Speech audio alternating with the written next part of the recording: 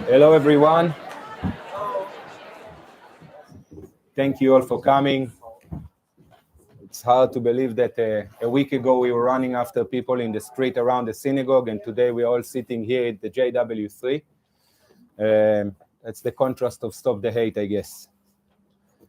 It's my pleasure to introduce Inon Dan-Kehati, an Israeli author, educator, a founder of Abayit, a grassroots peace movement established in 2014 to reshape the conversation between Jews, Palestinians. He was born in Israel to a Yemeni Ashkenazi Jewish family with a deep historic roots. Inon comes from a lineage that includes early land redeemers of Jerusalem and Holocaust survivors. He served in the IDF, holds a degree in the government, diplomacy, and strategy with specialization in Middle Eastern studies from the IDC in Herzliya. And he spent the past decade building hundreds of direct encounters and dialogues across Israeli and Palestinian communities. Inon is also the author of Shema Ishmael, What Israel's Greatest Enemies Can Teach Us About Ourselves, and the Jewish Dawah on Instagram, where he has engaged with hundreds of anti-Zionists using his extensive knowledge of the Islamic texts, challenge the ideology, to deepen the understanding. Inon advocates for locally rooted, identity-based movement that seeks unity, dignity, and just fair future for all people of the region. All right. With the Temple Mount as a symbol, not of division, but a shared destiny. So welcome, Inon. It's great to have you here tonight. Thank you. I'm also honored to introduce the man who doesn't need introduction, but Noor Dahri, a British-Pakistani counter-terrorism researcher, an author, a founder of the Islamic theology of counter-terrorism, born and raised in Pakistan. Noor's early path took him through radical Islamist circles, including exposure to Jihadist ideology. Before a profound personal, let's just give it a try, Before a profound personal and intellectual transformation after moving to the UK, led him towards Salafi Islam. Much better. Led him, everyone can hear, great. Towards Salafi Islam. It's working much better outside in the street. Yeah. We never have these problems. Walking? No. Yes? Try this one. We'll give this one another try.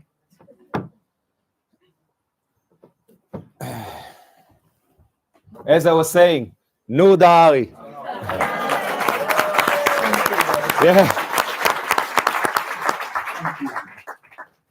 So, our time is short, and we have a lot of things to cover. So the first thing I would like to kind of establish is theology versus ideology. Let me take this up. No, you identify the mulacracy and a political ideological as the core barrier to peace. It's not working, it's a shame. While Inon, you pinpoint the lack of theology, recognition of the concept of Bnei Israel as the source of the problem. I would like if you can both give us some kind of examples as to how it comes into context nowadays.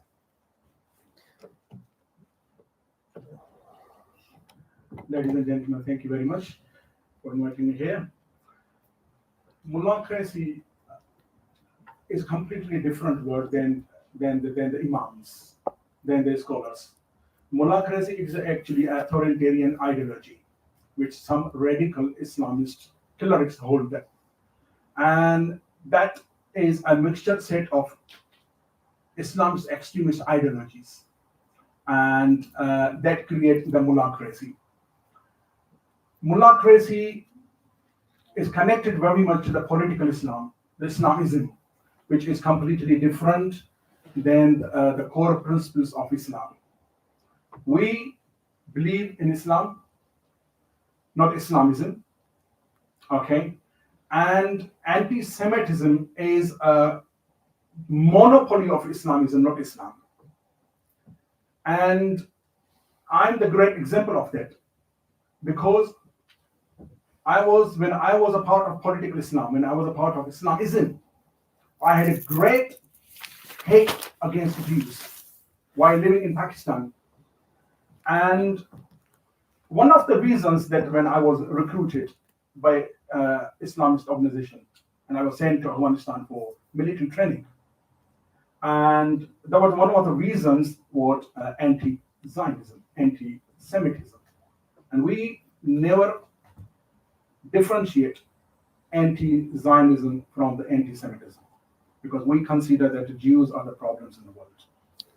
Jews are the evil in the world. But when we say anti-Semitism, mullahcracy, this is a completely alien word in Islam. Trust me.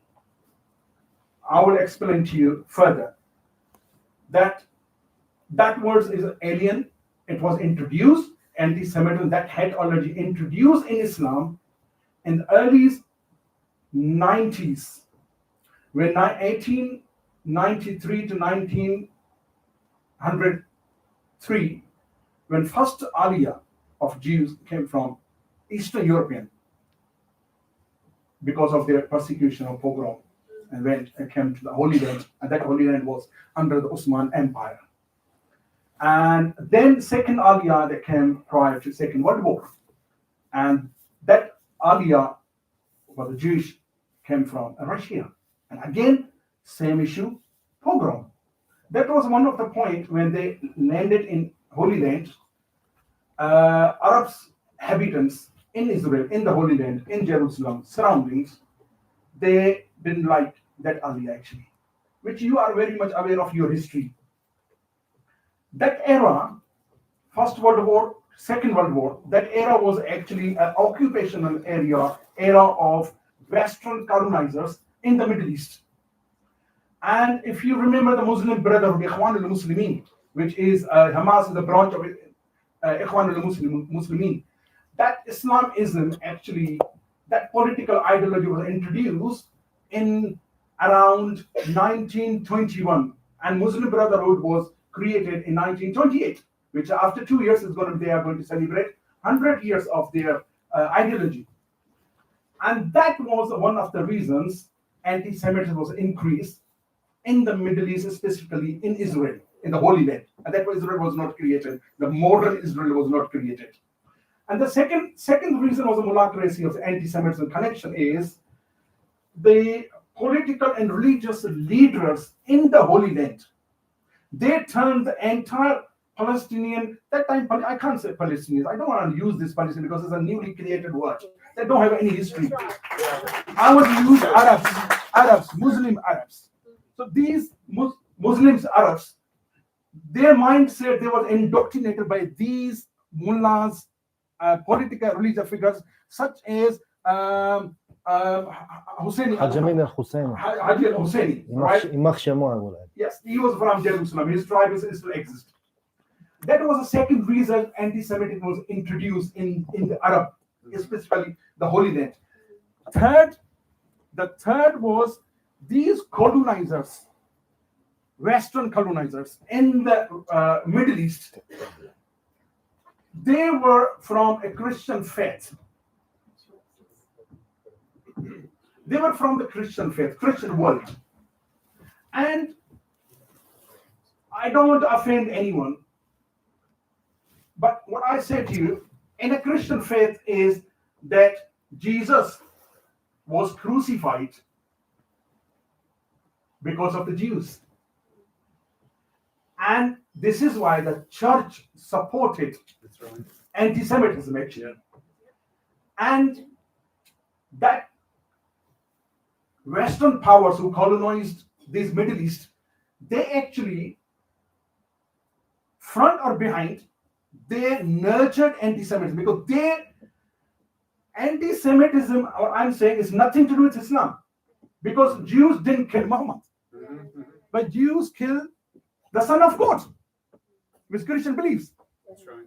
So that was introduced in Islam because there was a political atmosphere already created in the Holy Land against the Jews, when their Western powers, when supported them, then those and like what I can say, the extremist Haji al-Husseini, like people, they got a breathe, they got a power, they got a support. So the anti-Semitism was actually then, after that, it's introduced and supported by Arab nationalism, which was after the creation of Jewish state of Israel. And they turned the political, this is anti-Semitism, all the political phenomenon. The political phenomenon changed into the religion, because they give the religious breath as a shelter. So these are the one of the few reasons anti-Semitism was unfortunately introduced into Islam. Otherwise, Islam was a foreign. Islam was completely unknown of anti-Semitism. Jews hate, because I have so many examples I will provide from the Hadith, Qur'an, and Prophet Muhammad, historical examples, political perspective, that Islam is not anti-Semitism religion. Islam supports your identity and your ethnicity. And I think the manifestation of everything that Noor just said so well is where you come in, and especially online recently in your work as the Jewish Dawah. First and foremost,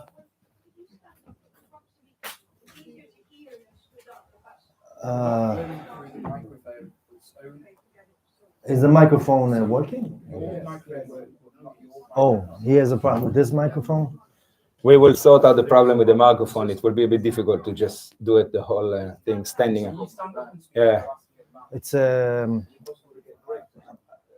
we're gonna be here long, so yeah, maybe just hold it closer to you. I mean, just get it out from there. Just take them out from the stand and just hold them close to your mouth. I think it will be better. First and foremost, thank you very much for coming here. It's a great honor for me to be in this community. With the first time going to speak with, and more than that, to feel what a lot of Jews feel nowadays outside of our home. And it's a great honor. Itai, Toda, Yochi, Noor, Ya'atik el-Afi. I want to strengthen what Noor said here. What basically happens is that Islam has not only one interpretation, it has more than one. And the current interpretation that is dominant, unfortunately, it's not the only interpretation in Islam, and it's not something which is old in Islam. It's actually something new. It's actually, I believe, a reform. And like Noor said now, the anti-Zionist version of Islam, what does it mean basically? It means something very simple. It means the interpretation of the same text, the Holy Quran, Prophet Muhammad, and interpret in an anti-Jewish way that we are not the real Jews, we are not the Bani Israel, our Torah is corrupted, we were never from the land of Israel, there was never Jewish sovereignty, and basically denying and abolishing the Jewish story. But that was not always the interpretation of Islam. Why did it happen just recently? Because we came back to our land, and because of Zionism, Baruch Hashem, Alhamdulillah.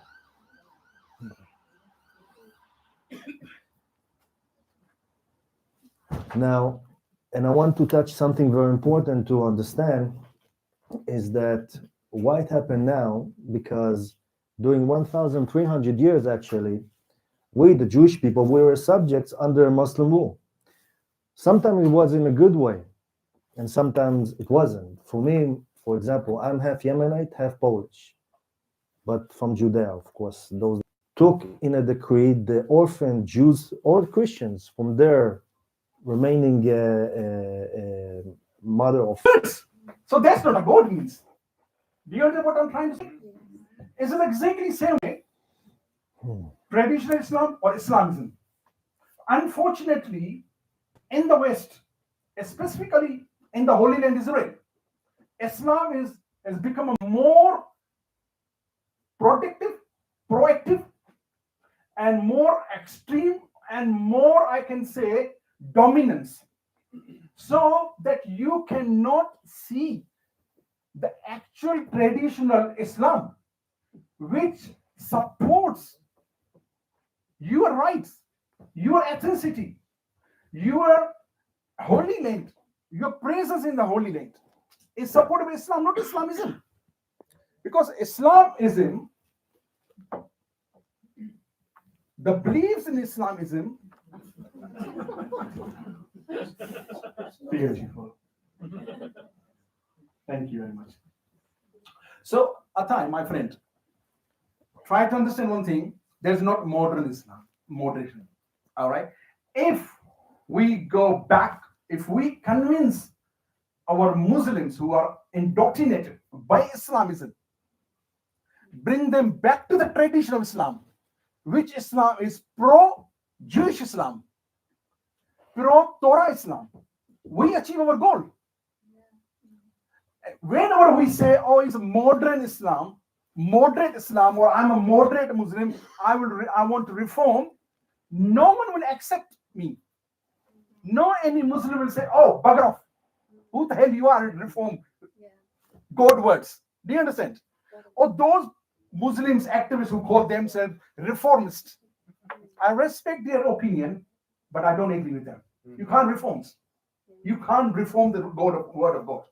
You have to bring the originality of God to the world, which accepts the peaceful principles of every religion, the same principles. So this is, I think, if we believe that we try to convince the world, specifically the Muslims as well as the Jews, that Islam, the origin Islam, is not against you, we will achieve our goal. That's what they want to hear. Because they don't see, they didn't see. For the last 75 years since Israel is created, Israelis never experienced, unfortunately, that Islam. It's not their fault. And specifically what happened on October 7, 2023, I don't think so that those people, Israelis or those Jews who have a little bit faith in Islam, I think they have lost faith because of the horrific scenes they have experienced and witnessed. I don't blame them. But what I said to them, don't give up. Don't give up. There is another way. There is another way always. Just you need to seek the truth. Thank you very much.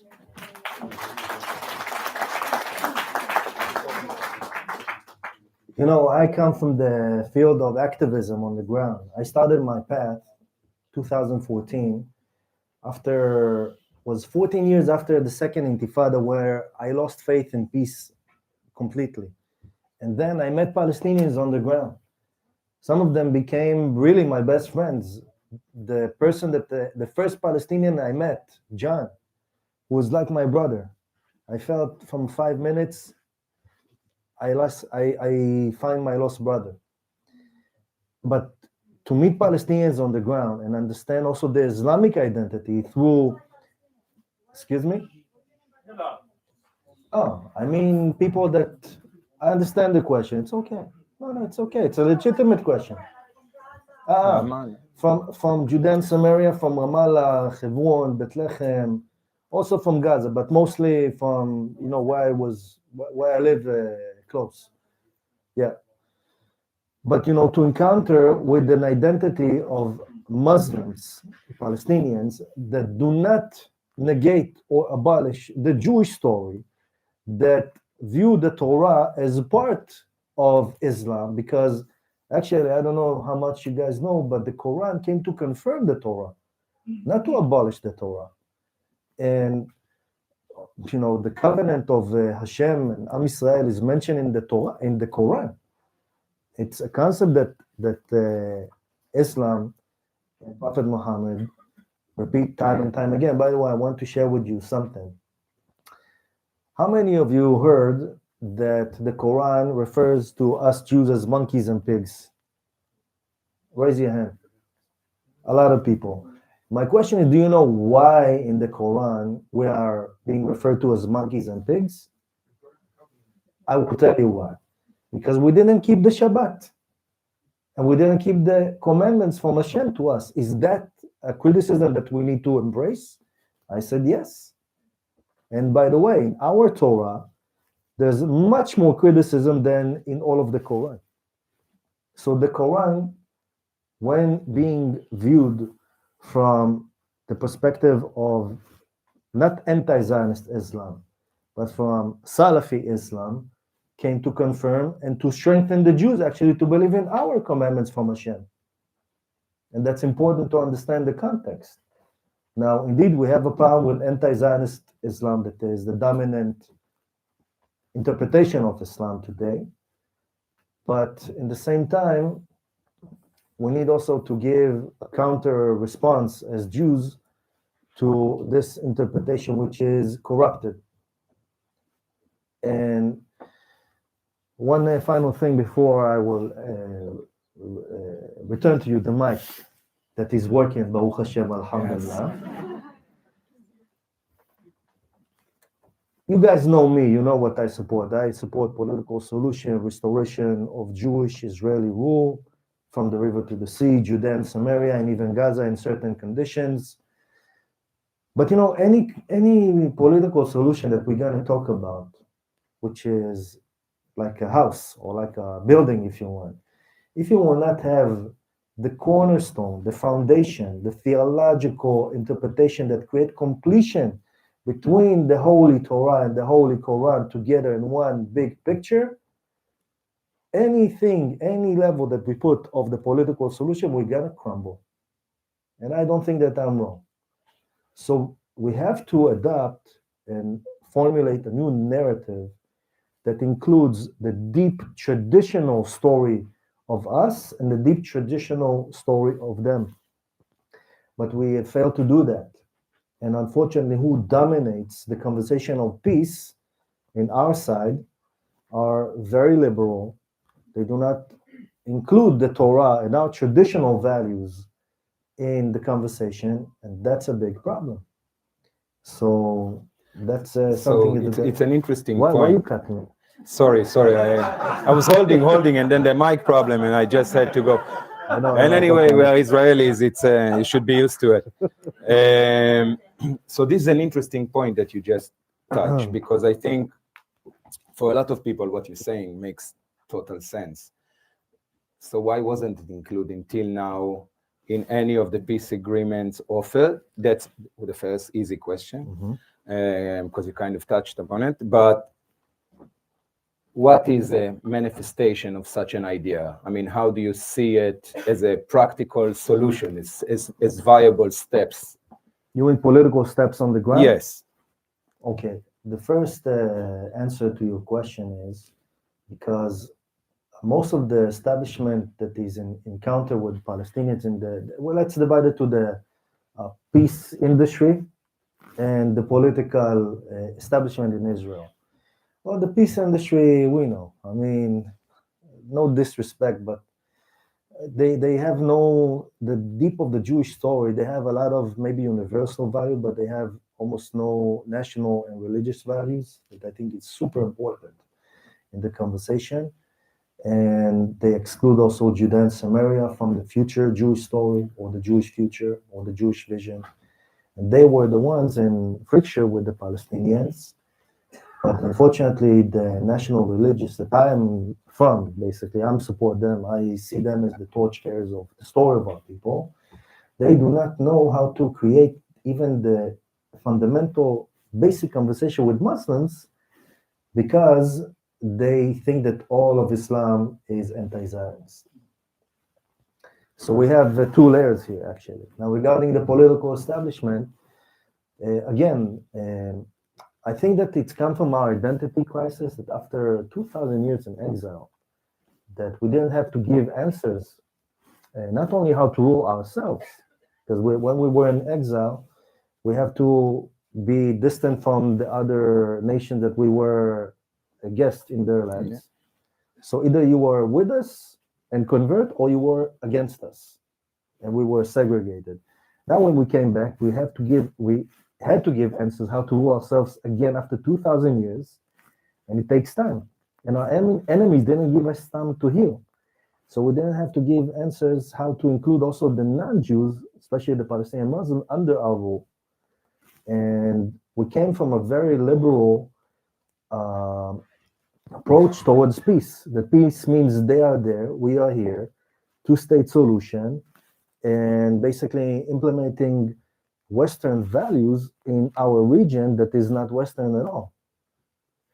And how do you see Palestinians or Arab Muslim nationals that live on the ground in Judea and Samaria? How do you see them fit into the bigger whole Israel one-state plan? First, it will take time. It's not going to be overnight. I think it should be something gradual. First, we have to adopt a different narrative that includes that we have to change the education system. We have to take responsibility and initiate that in a prototype. Not everything all overnight. I believe a few villages in the beginning, but even before that, that us as Jews, we have to have strong clarity what we want from ourselves that we don't have, unfortunately. We still say two-state solution or no answer at all.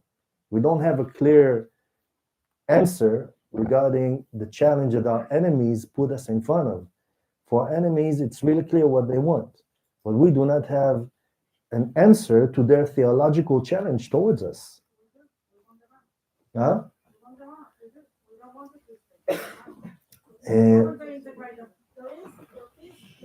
No, it's absurd. It's legitimate, but what I would appreciate if you raise hands and we can have discussion. I really do. It's not Israel here after all, yeah? You raise your hand here in the UK. You can remove the Israeli from Israel. You can remove Israel from Israel. That's for, especially not from Nahariya, that's the worst. Because what you say is very, very legitimate and goes in. You see, British boy raise a hand, Israeli, it's a problem. It's not because she's a redhead. That's you multiply the problem. And they are the most problematic. Let's be honest. But just I just want to answer this shortly, if I may. Number one, is there an air conditioner here? Yeah, I'm sure there is. What? Yeah? It's called the window. קוראים לזה פה חלון, פותחים את החלון. So I want to say regarding that, to finalize that, we need to start to do political prototype, small one, to see how it works in a small area where it's already ripe, and provide the Palestinians with three options. Option number one, you want to fight us, it's not going to be nice. Option number two, you want to migrate, go outside, go to another Arab country or to Europe. Option number three, you accept our rule. You have a place with us under our rule, under our conditions, and let's talk about how we're going to do that. Either residency, citizenship with certain conditions. Why not? Why not? But not everything overnight. We're going to go to this in detail, but it's not, we need an hour for that. Yeah. Yes, please. Young lady. That's you, Ila. That's you. Okay. All right. What you said, beautiful. No, of course, you have absolutely the right to express your opinion. Okay, and I respect your opinion. And somehow I agree with your opinion, yes. Two-state solution, at the moment, on the table, 0. All right? But remember that two-state solution was already offered to them 3 times by the state of Israel. 5 times. Sorry. Thank you very much. 5 times already offered to them. They rejected. Even the Saudi intelligence chief, bin Turki, he said, Yasser Arafat, that you are not accepting, sir. Now every single person, Palestinian die, their blood will be on your shoulder. Because the offer on the table Israel is giving you, no one ever gave you before, not after that. And it's cutting out. Okay. And in that scenario, two-state solution, it was already offered. They rejected. All right. Good luck. Now they are not going to get two-state solution. all right, until the Israelis are satisfied. All right, satisfaction have a big cost, right? And they are not ready to pay the cost of this debt. So, zero chance so far. Okay, just 1 second. Inon spoke about his kind of how he started in advocacy or grassroots. Let's give a working. shout out to Israel Advocacy, to Joseph Cohen too. Yes, favorite of the house. And we spoke about redheads. Yeah, another fiery one. You mentioned earlier that there's two types of Muslims, traditionalists and the Islamists. What is the ratio between? Because we, your unique voice that we hear. Majority of Muslims in the world. This one? Hello? Can you hear me? Anyone hear me? Majority of Muslims. משה, תביא את המגפון, בחיית רבק.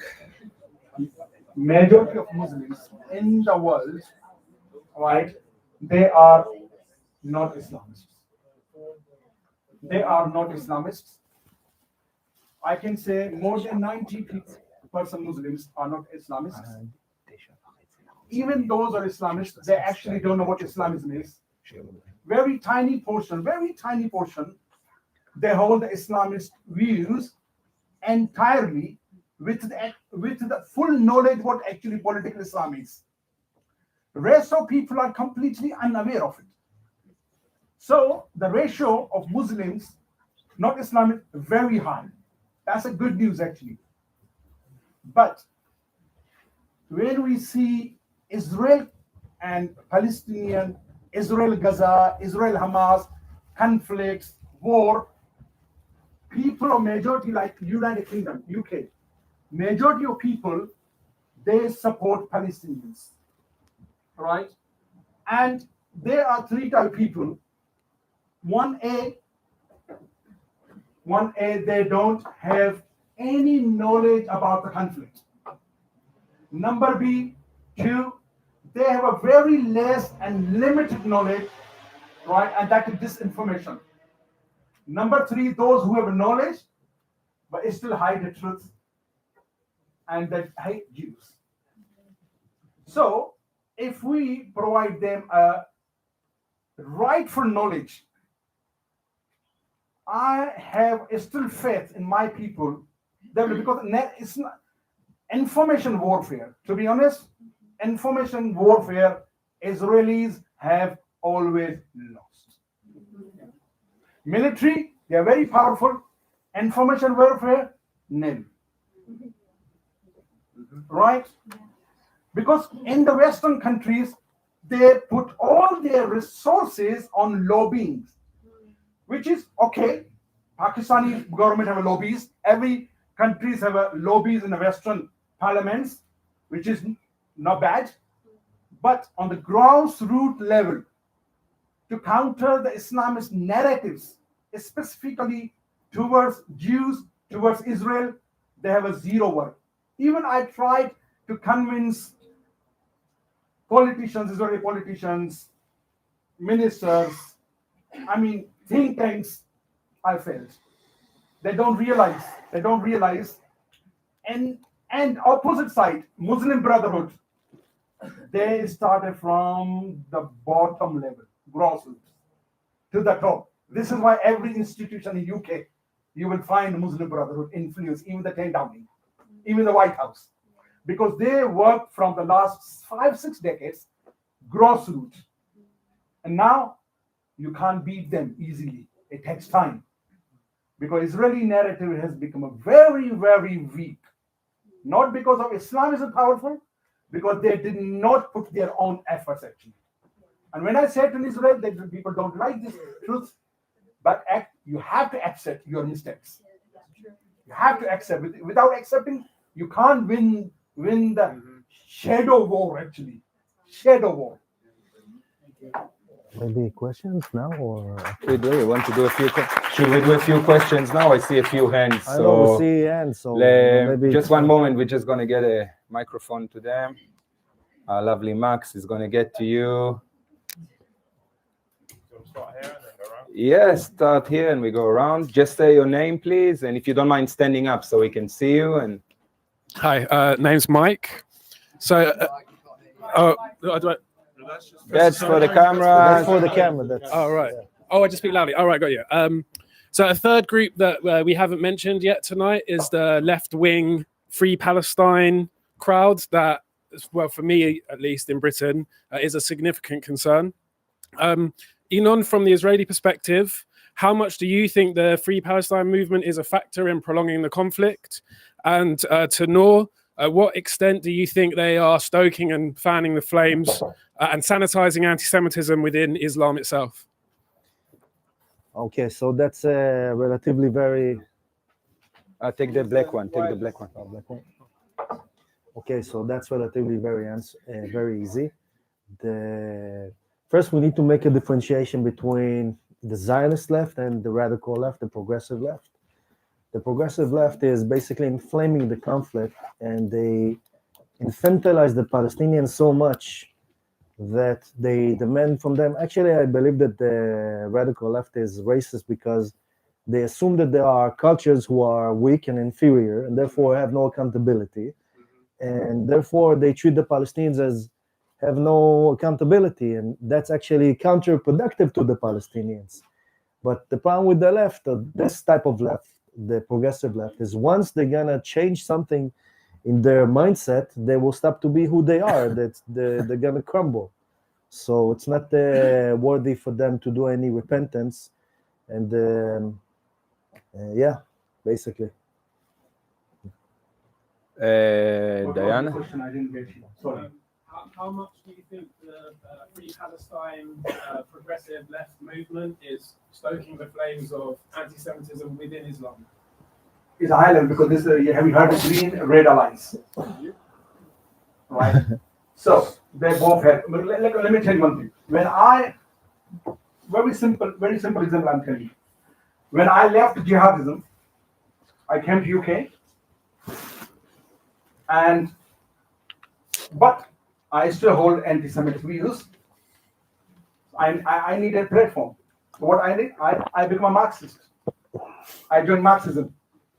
And when I joined Marxism, I didn't feel a big difference from Islamism. Do you understand? The only difference was Islamists believe in God. They don't believe in God. Marxists don't believe in God. That was the only difference.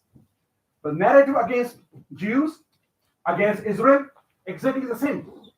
So we were the brothers in one arm. And we were, I still remember twice in the history of London, I joined Al-Quds, not as a Islamist, because I already left Islamism, but as a Marxist.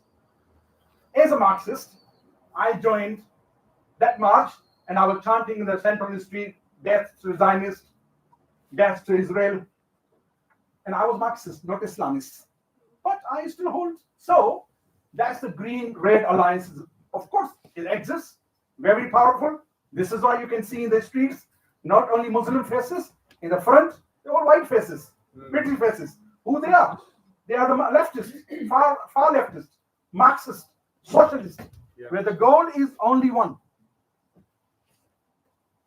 Hate against Jews, demonize Israel, Israel's right to exist, in the name of pro-Palestine. They don't like pro-Palestine. I don't like Palestine when I become Marxist. I just need a grievance to hate Jews.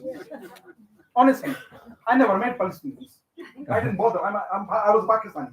But because I hate Jews, I hate Israel, so I need a platform.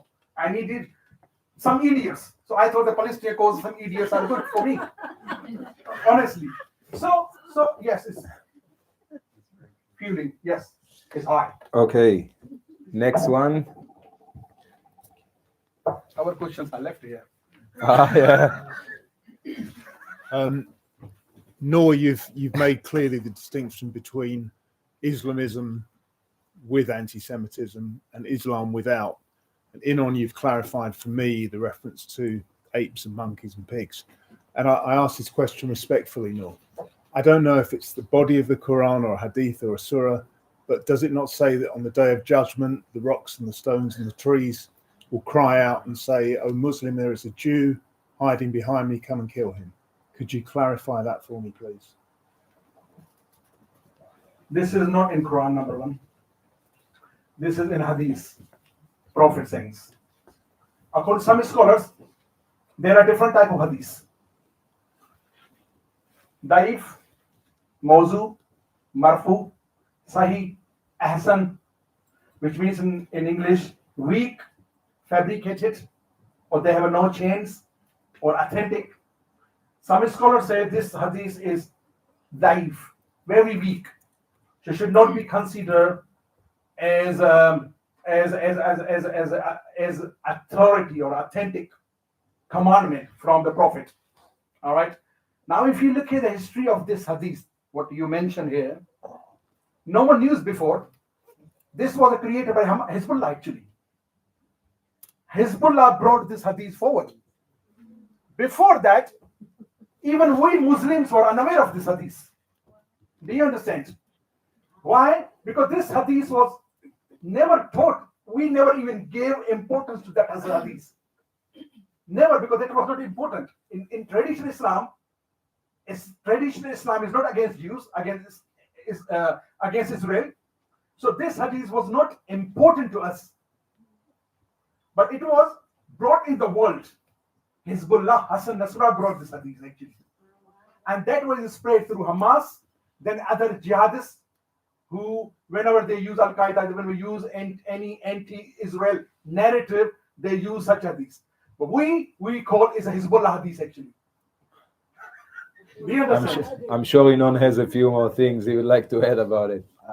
I think it's actually a very important topic to address, because this hadith, even if it is strong hadith, even if it is, by the way, this hadith was used by the Covenant of Hamas, the original one from 1987, in the beginning.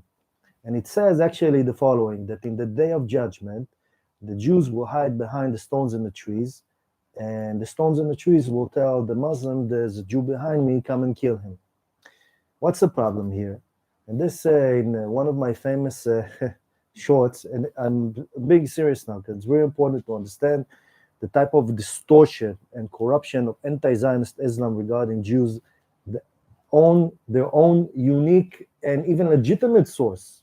Because even if it is a legit hadith, what does stones and trees resemble in our Torah? Can somebody know? Metaphorically, what does it mean? I will tell you what it means.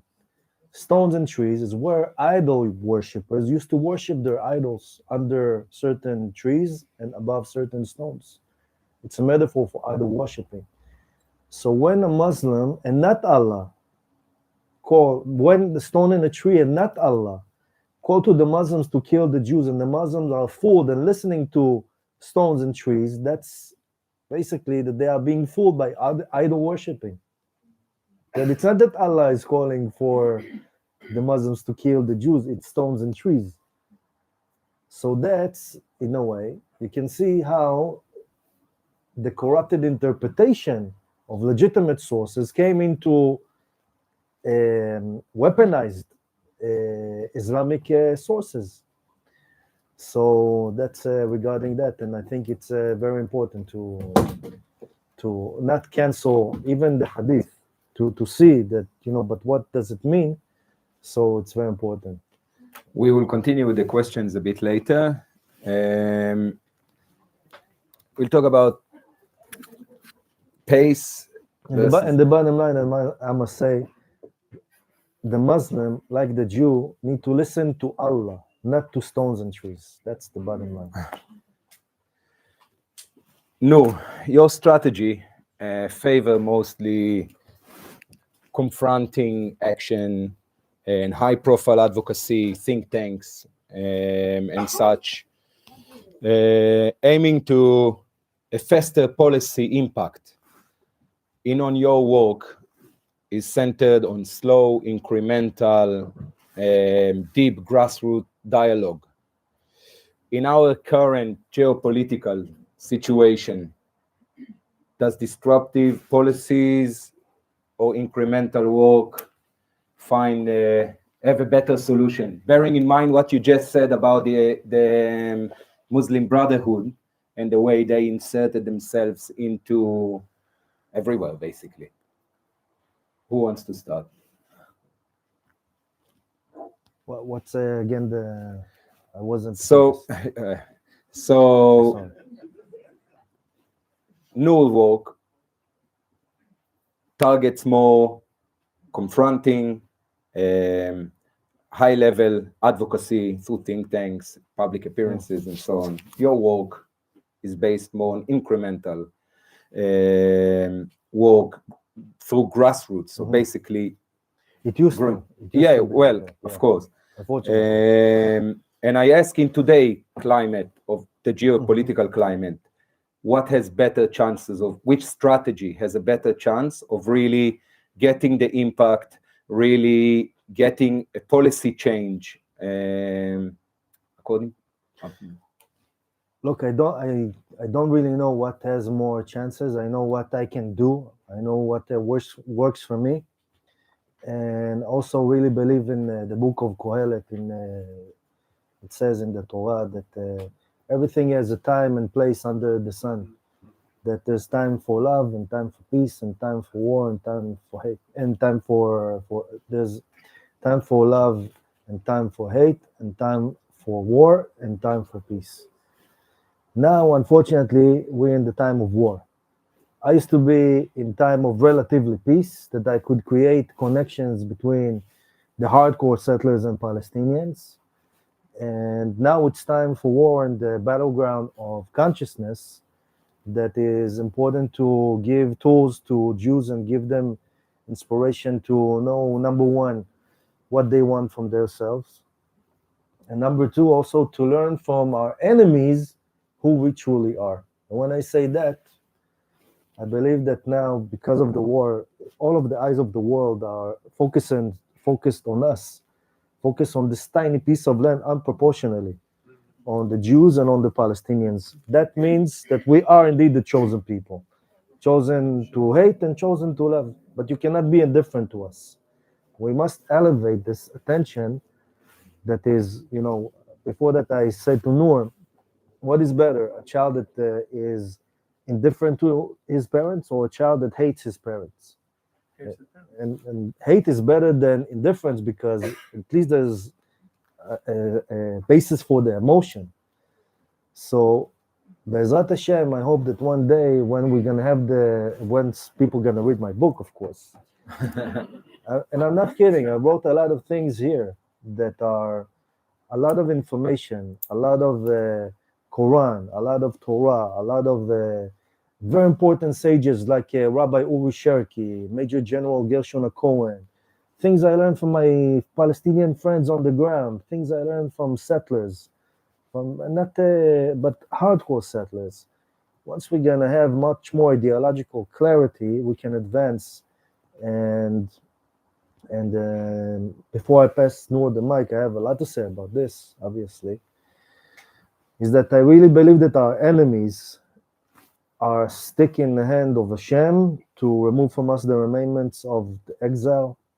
And what I really admire about Islam and Muslims, I wish that we would view our prophets like they view their prophets, and give respect to our prophets also in our politics, in our day-to-day life, like they give to Prophet Muhammad alayhi salam. I think that's something that is very important to see how it can connect between us and not to create competition between us. And that's why also the secondary title of my book is how our greatest enemies can teach us who we truly are.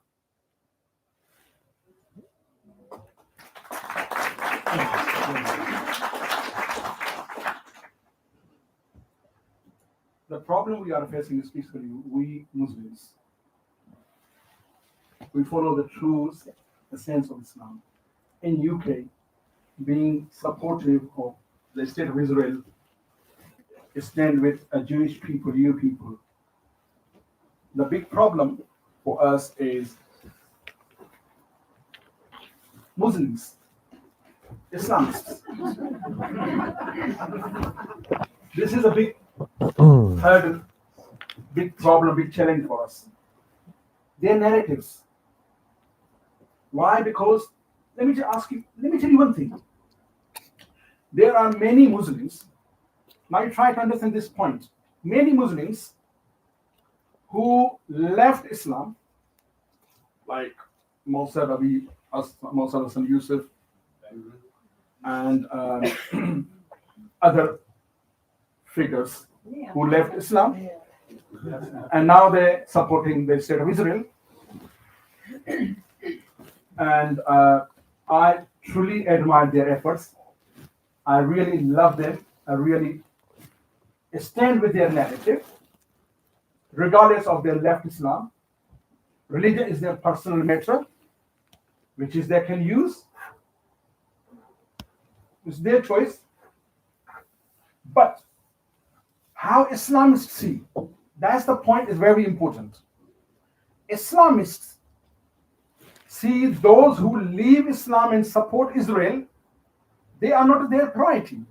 Because I say, they already got out of Islam. They don't have any authority to talk about Islam because they already left Islam. They already have a disadvantages. They already have a negative views about Islam. That's why they left Islam. So Islamists, they don't prioritize them. They don't keep focus on them. Khalas, they're gone, finished. But those like me stay in the bubble and challenge them. Being a Muslim, we are a big threat to Islamists. If, for example, God forbid, tomorrow I announce that I revoke my religion, I left Islam. Wallahi, I'm telling you, my life in the UK, every street among Muslims will be very, very safe. Because they will never touch me. They say, he's gone. He was a big challenge for us. He's gone. So big challenge for us, Islamists, for me. Now, narrative. I'm saying wherever I go all around the world, whatever I write, research paper, article, books, everything. One thing I always say, I respect this effort for the last few decades. Try to understand this point. Last few decades, especially I witnessed for the last 1 decade since I become a Muslim Zionist in 2014, when I supported the Operation War Protective Age. You are witnessed every event, incident in the street of London, because you are always on, you people, always on the front to challenge. They have one slogan, anti-Zionism, isn't it?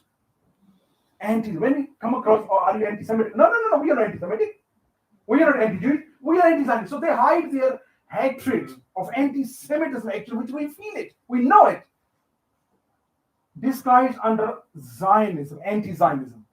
Now, those organizations which call interfaith dialogue, I'm sorry to say I do not believe in interfaith dialogue much, specifically after October 7 happened. Yes, that's right. Because there are many rabbis, their intention, good.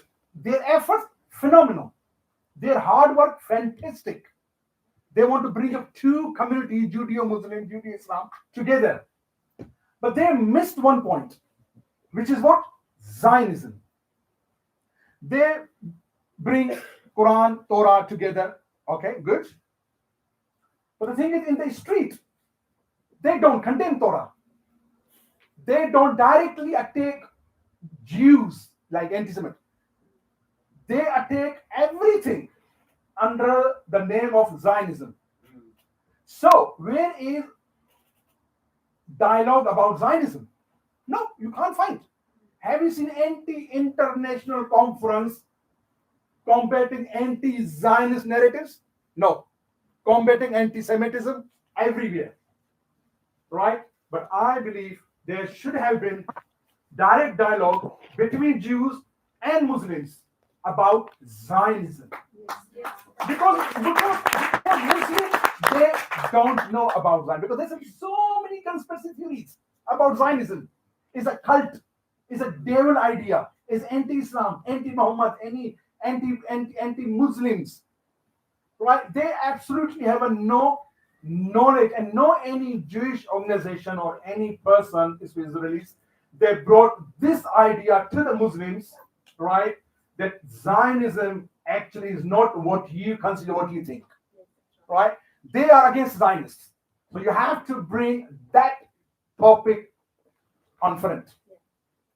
So very important that we should discuss about Zionism to Muslims, not Judaism, Zionism, because this is a core problem in the history of Western cities. Yeah. Interesting point. Where do you start? Where do you start the conversation? So how do we do this? No, I mean, tell us how. We're all about it. We have to invite Muslims, no problem. We will invite Muslims, right? First, we will invite like-minded Muslims, right? And then we bring present Zionism about them, and then think, what do you think about Zionism? We can discuss about what do you think about Zionism.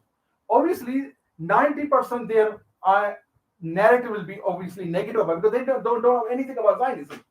Then we have to slowly work on the present, what actually Zionism is. Then we expand our work. But we have to start from the grassroots. We have to start from the one or two people to bring on it. Unfortunately, what I'm trying to say, don't be offended any Israeli here. I love Israel more than anyone. I love Israel. But I tell you one thing. There are loads of Muslim Zionists in UK, but they have been neglected. Honestly, they approach me, they talk to me, they are neglected completely. If you neglect, then no one will come forward. And since October 7, before October 7, I know many public Muslim figures, they were openly support Israel. Everyone October 7, some of them completely closed their social media accounts. Some have completely disappeared, went silent because they said, no, we don't want to get attacked or something like that. And I always say, I'm the only one remaining in the UK.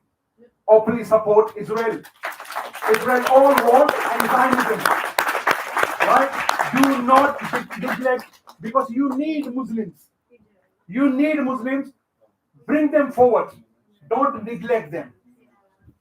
Otherwise you can't find any, because this is the problem in Islam actually. This is a problem in our religion, because this has been hijacked by Islamists and used against Jews. So we have to bring Muslim forward, support them, protect them, and we can listen their opinions about Israel and Jews and answer, because some opinions will not be good, but you have to answer them. Because when I supported Israel, I was speaking to Israelis. Most of the ideas were against Israelis. But they listened, they tried to educate me, and now I'm in front of you. Do you understand? So have a faith, have some patience to accept other people. Even if they hate you, all right, no problem. Sit down, we can talk. I believe in a dialogue and discussion rather than violence. So we have to patient, we have to listen to everyone's point of view regarding Palestinians, whether they don't have a history, but they're present now. The term is present here. Palestinian. So we have to talk about them rather than completely denying them. Okay, so there is a lot more I'd love to ask you, but I can see all the hands and I see that people are really interested, so it would be unfair for me. Max? I wanted to ask you quickly based on what Nepotism. was just saying. Inon, you speak to a lot of Muslims, you speak to a lot of people on social media. Do you find that you actually get through to them when you bring up scripture? Because I know one of the things that Noor, you feel as well, that actually scripture, Islamic scripture is Zionist. There is justification for Israel. And how does revealing that translate when you do it to Muslims? Two answers. Number one, now I don't try to speak and bring closer Muslims. I want to speak to Jews through the conversation with Muslims. Again, because unfortunately, even though I come from the ground and I create a lot of connection between Muslims and Jews, now it's a time more for Jewish process, inner Jewish process, and I believe that also, Bezrat Hashem, inshallah, also to inner Islamic process that kind of redefine how we need to reevaluate the situation. So I don't try now to bring closer Muslim. Now it's a different process, but sometimes I do feel that I can reach to them, and then you will see the video with their faces blurred. Why? For the reason, once they're gonna be, with the aha moment, kind of, I hear you, understand you, I kind of agree with you, they're gonna face a lot of shit. They're gonna face a lot of problems from their own community. So stuff like this happen. Did I answer your question? Yeah. What was your question? Can you touch on the Quran? Yes. Religion support. Yes, of course. Like, for example, let me tell you some Quranic verses. All right, and then you will understand how Quran support your narrative. Quran was chapter number 5, verse 21. It says, "O people, my people, all my people." The Quran mentioned Jews as my people. All right, let me tell you one thing. We don't know who you are. You Jews, who you are, we don't know. What is your prophet? Who is your prophet? We don't know. What is your holy book? We don't know. What is your struggle? What is your love for the land? We don't know. We know when Quran says who you are actually. Do you understand? What is your value actually? What is your status in the Quran? Yeah. You have a higher status in the Quran than us. Remember that. O my people, enter the Holy Land, which God had assigned unto you. All right. This was a first aliyah after persecution when Moses rescued his people from Egypt. Right. That was the one era. Allah said, Jews, enter in your land which assigned to you. All right. This message is very much, that's why I always say to Muslims, focus on this message. The land only which God had assigned to you. God never said this is assigned to Muslims. Katab lakum, katab. Never said in the Quran that the land is assigned to Muslims. We don't have any evidence. Number second is, we said thereafter, now, you entered into the Holy Land. Then Allah said, we said thereafter to the children of Israel, which is Bani Israel, dwell securely in the promised land, live in a peace. This is after when you entered into the Holy Land, right? So these are the two proofs that the land belonged to you. Now the third one is very important.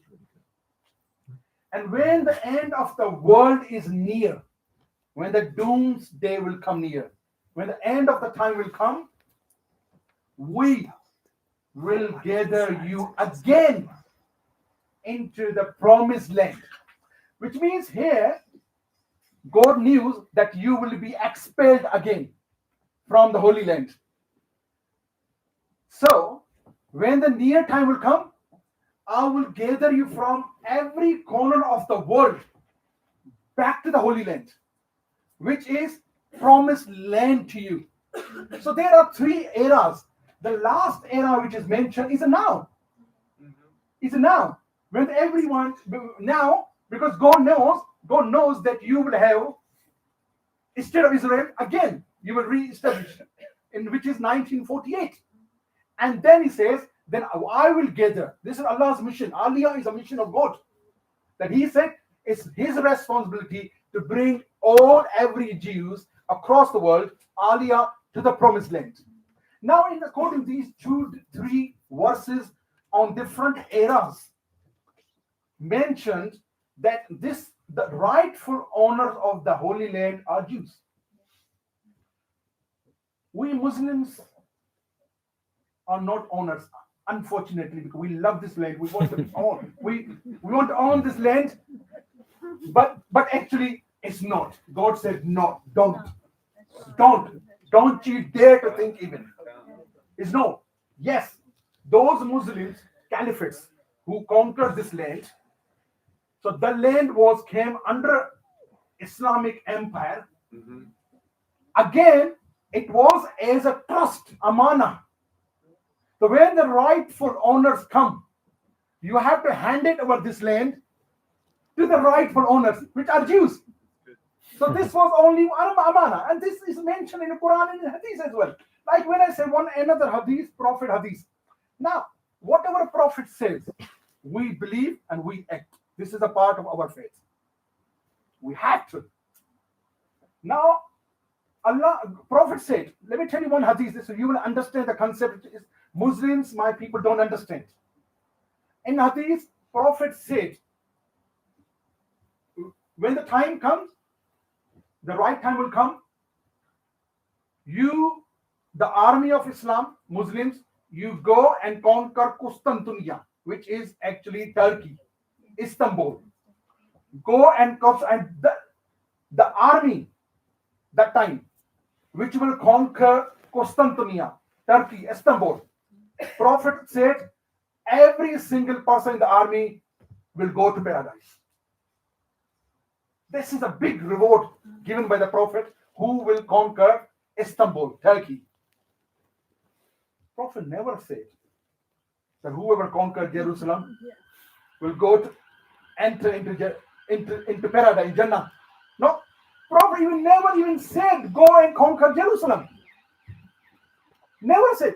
So there is no any justification mentioned in Quran or Hadith which accept the wrong claim of Muslims that this land is stolen by Jews or the land belonged to Muslims. Is sacred to us. It's sacred to everyone.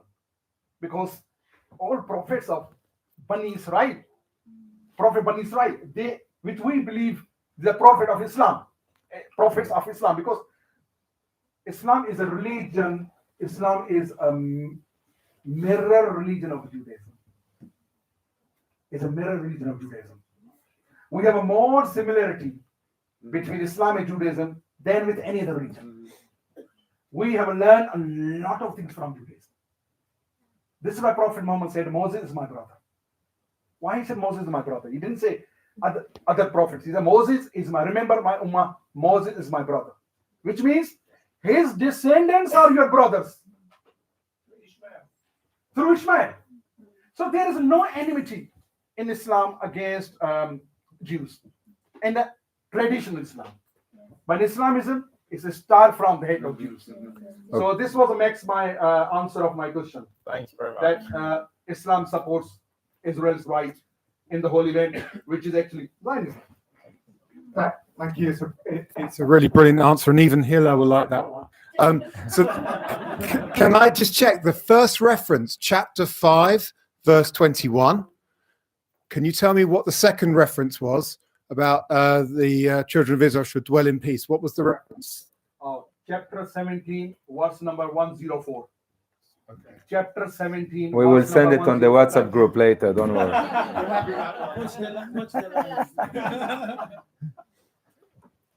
Use this one. Oh, you got your phone.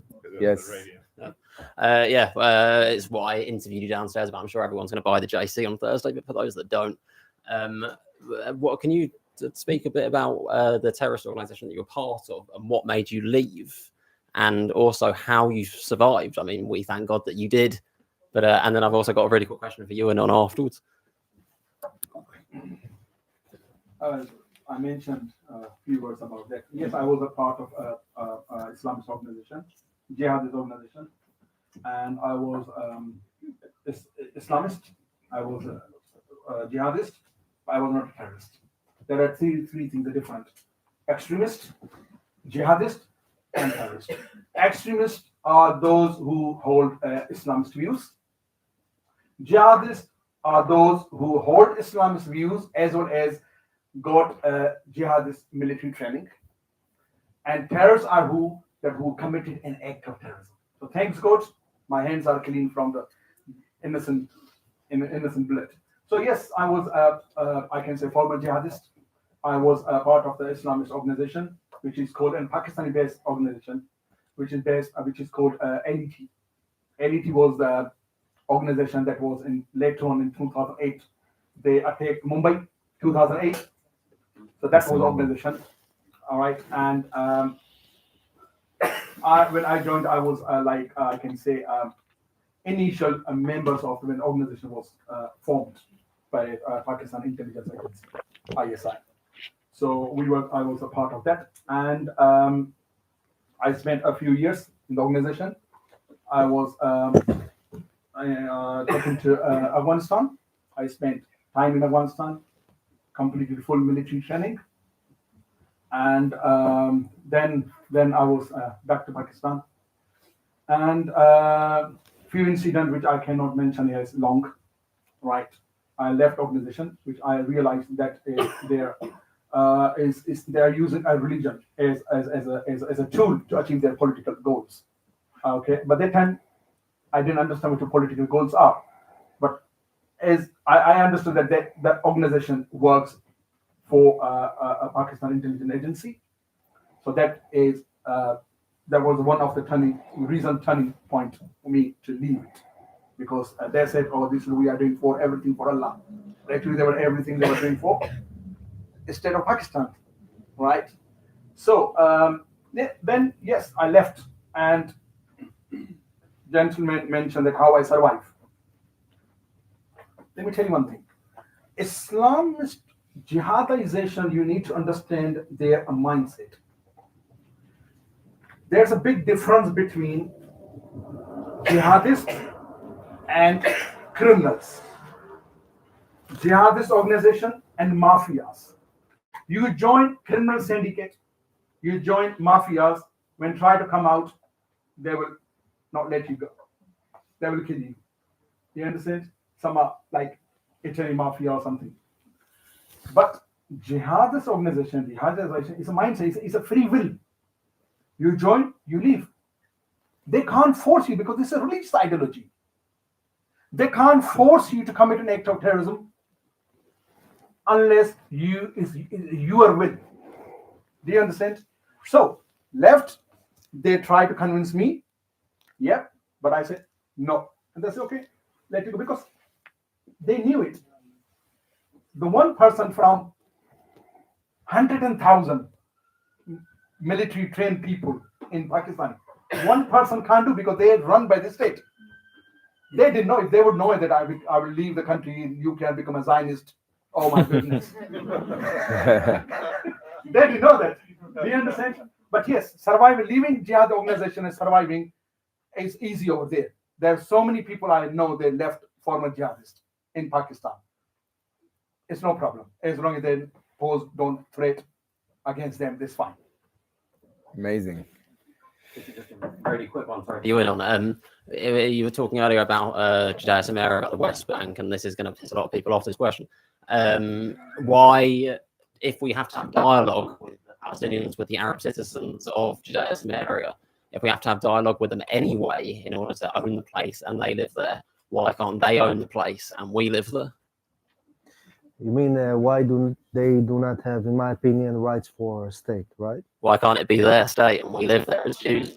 Because I hold for the scripture, because I hold for the Torah political legitimacy and validity. For me, the Torah is something which play a role in politics too.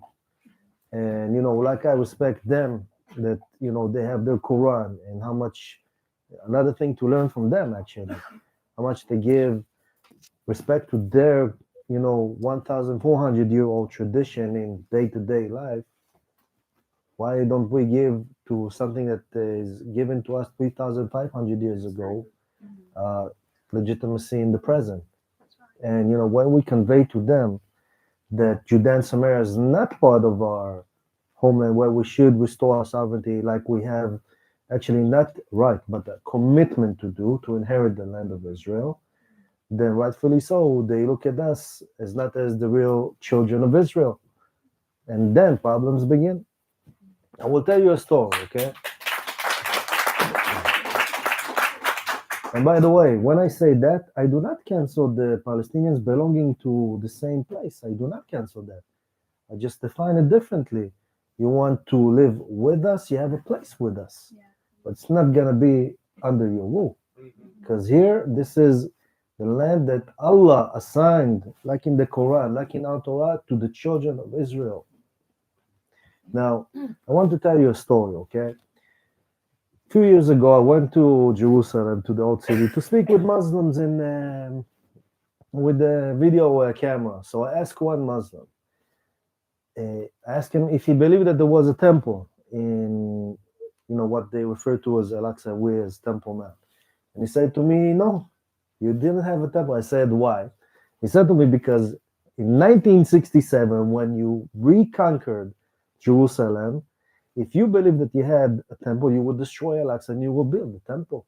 The fact that you didn't do it proved that you yourself do not believe that you had a temple. You understand what I mean? Belief and faith plays a major role in our conflict. Actually, these are our neighbors, even our enemy, that teach us about our core identity. So let's give them respect and let's create the conversation from that premise.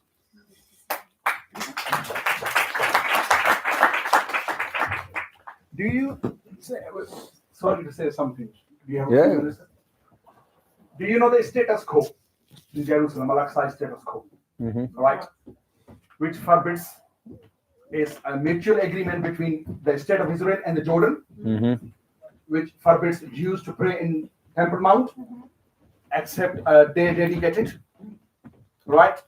Now, the status quo, as a religious Muslim, I do not believe in such a status quo. But I respect, because it's a mutual agreement between the state of Israel and the Jordan to maintain the peace in the region.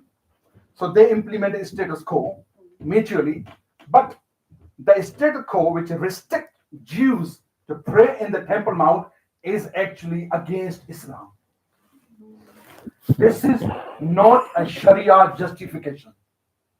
The restrict Jews not to pray in the Temple Mount, which is theirs. Because when it was our Qibla, we prayed that direction of prayer. But when there's a change during the Prophet, that holy to us, but we cannot pray to Jerusalem, to Al-Aqsa. But you pray. You pray. So this is your Qibla direction prayer. How can be you people are restricted to go to Temple Mount and not to go to Temple Mount to pray? This is I can say is this is apartheid. This is a discrimination, religious discrimination. You don't have a free access into your place, which we call Kaabatullah, the house of Allah. And the agreement to go, it does not have any Islamic justification. Therefore, I reject. I respect, accept, but reject respectfully. Hi, thanks. Hi there, me. I believe Muslims and Jews can definitely work together, and I work with lots of Muslims in my profession. But I'd just like to know, I've got 3 children, 17, 19 and 24. They don't feel safe in the UK. And I just wonder what you think of the Jewish diaspora, not only in the UK, but other parts of the world. What do you think Jews, what will happen to Jews, the feelings that we have presently with what's going on? What is happening to you Jews and your children? Yes, I can accept that. You are not safe in this country. Neither I. Neither my family is safe. Why? Because I stand with you guys. Now, diaspora Jews, remember one day, I spoke to one far right Israeli. And I was discussing about them, diaspora Jews, struggling this and that. He sort of said, it's their fault. Is they are suffering in the hands of Islamists, it's their fault. I said, how come their fault? Because they don't do Aliyah. I said, why should they Aliyah? Yeah, because if they don't do Aliyah, so God cursed on them, so they are now suffering in the Western countries. This is a ideology, this is the opinion of one of the far right Israeli, right? And I said, I respectfully reject your view. Why the England, UK is your home? It's your home. You have been centuries of centuries far from we entered in Islam. Excuse me, sir. We've only been here actually 100 years. Jews have actually been here for about 100 years. The longest anywhere as the Jews have settled. More than 100 years. Well, my ancestors. I think some people will argue about that. I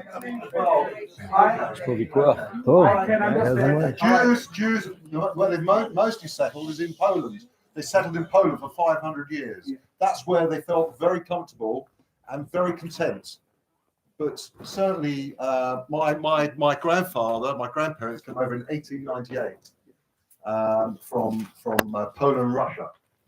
So yes, they might have come over. Yeah, this is what yes. Still. This is what we are saying for years. This is what I am saying, that Israelis and Jews are not safe, unfortunately, in their own homeland, which is the UK. And this is what we are fighting for, their right, for their safety, for their protection. Mm-hmm.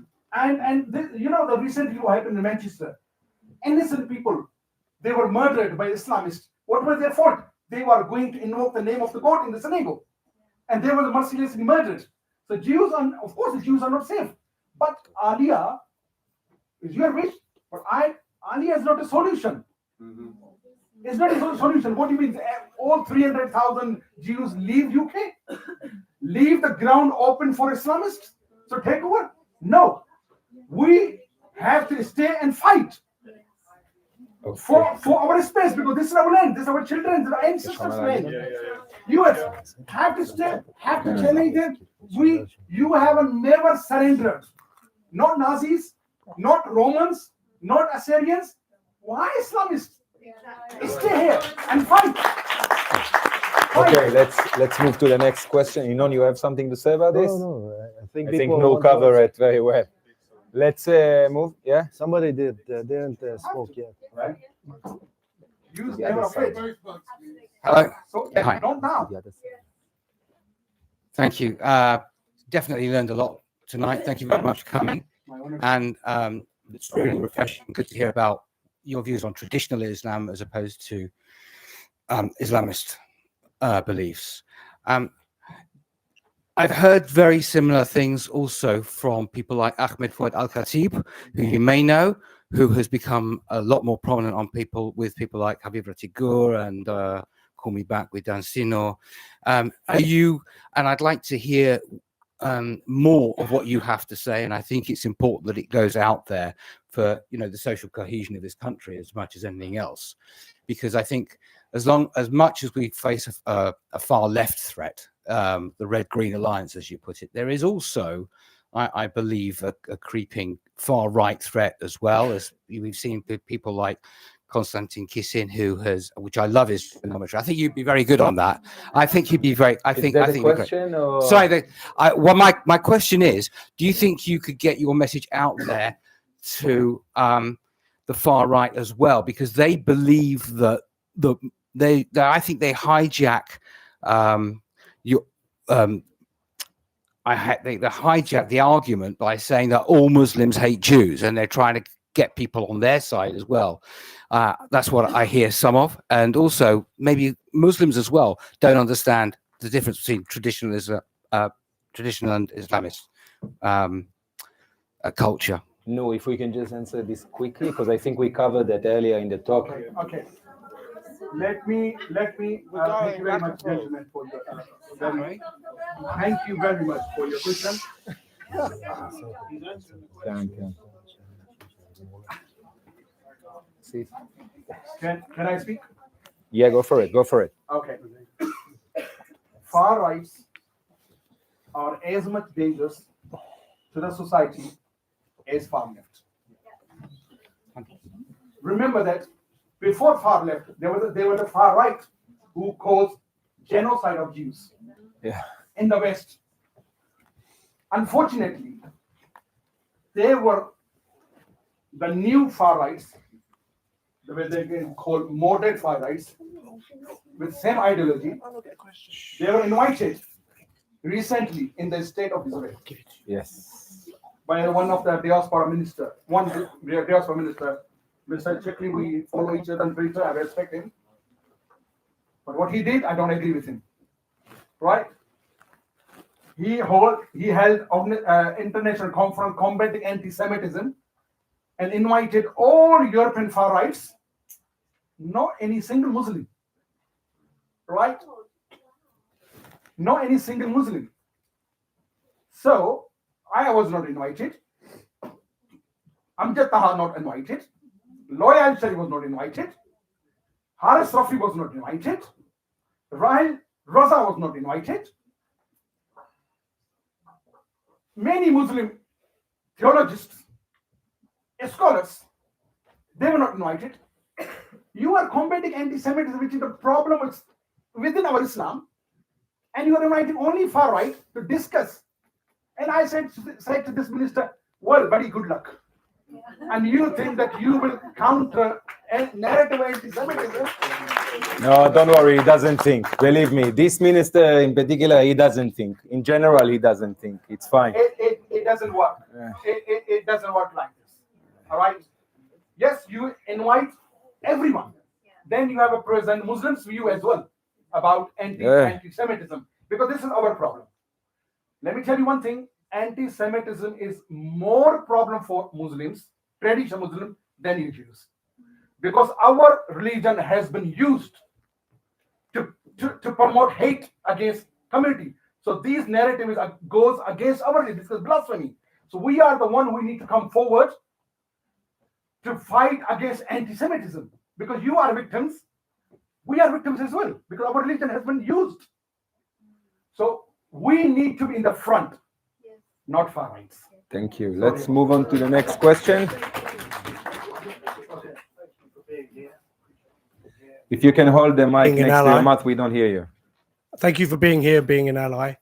There's a few points I wanted to make, not necessarily potentially a question, although the distinction between perhaps Sunnis and Shia in distinctions between Muslims, I don't necessarily fit also applies to Druze or Alawites or the Kurds, as such as if they are Muslims. However, in addressing the word Zionism, it first originated in 1974, a US ambassador to the UN, where the word Zionism was started to be misappropriated. And I think it's the certain institutions and the narratives of those institutions, like the UN or the EU, is where the conversation starts with the word Zionism being misappropriated and it being a good word rather than a bad word, because people have their own opinions and distinctions of the word Zionism. With regards to starting off really with Jerusalem being the central point and concentric circles. And it's very hard to have a conversation, and I'm not an expert at all by far. It's very hard to have a conversation without the religious aspect to all of this. In Jerusalem being the central part and the center of Judaism, where it starts, and the Al-Aqsa, the word Al-Aqsa itself. Guys, I'm sorry to disturb you, but look, we need questions. I mean, statements are great, but we came to listen to Noor and Inon. So if we can, and there is a lot of people who want to ask stuff. If we can get to either a question or we will just need to move on. That gentleman behind, yes, yes, that need a mic. Yeah. Next, can you mic that person? Yes. Yeah, that one. No, that one, yes. If we can just keep it. Ask the question. If we can. Guys, can you keep your questions very, very short? Yeah, please? short question, guys, please. Less statements. Precise, very precise. Okay. Guys, everybody will have a chance. If not, we will send them in the WhatsApp.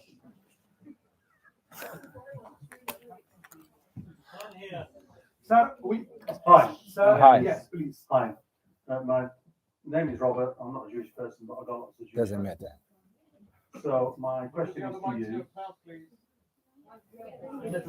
Great. Okay. Can you hear me now? Yes. All right, okay. A few nights ago, I just asked Google how many people in the United Kingdom are on the terror watch list. The answer came back an estimate of somewhere between 38 and 43,000. Most of them, according to Google, were Muslims, plus a few people from the far right. How would you describe those people? Are they jihadists? I'll end my question with saying, does that mean that there are probably about 40,000 jihadists here in the United Kingdom? What would you call them? Let's just take a number of 40,000. I don't believe in a Okay. Google Scholar. Okay, because they're. All right. Okay. 1 second, please.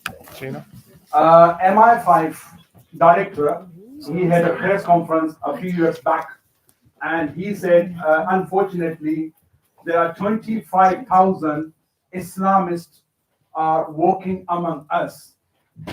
However, they don't have a capability to watch every single person, because watch one Islamist in need of 3 MI5 officers and a lot of resources for 24 hours, and they don't have such resources, money, or manpower. Now, what do we call them? Extremists. Are they a threat? Not all, but like a Manchester person, he was not on the list. He was not on a watch list. Someone lone wolf, they can come out, have a knife, have a car, and they can go and do whatever dirty game he wants to do. Yes, not everyone is yet threat. Yes, they are walking among us. Who can be threat? We don't read intentions. But yes, they are extremists. Even there are ISIS, Muslims who join ISIS, come back, have their prison services, back in the streets. So what's the difference between the jihadists? Okay. I explained to you, Yeah. jihadists who have been in the war zone, or extremists who never been there, but they hold the Islamist views. Is it answer your question, sir? Yeah. No problem. Thank you. I have a question that actually refers to, sorry, Noor, hi, Inon, to the beginning of your evening. You stated that you accept Jewish identity and Jewish ethnicity. You said you respect, you accept, I can't remember how you put it, but with utmost respect.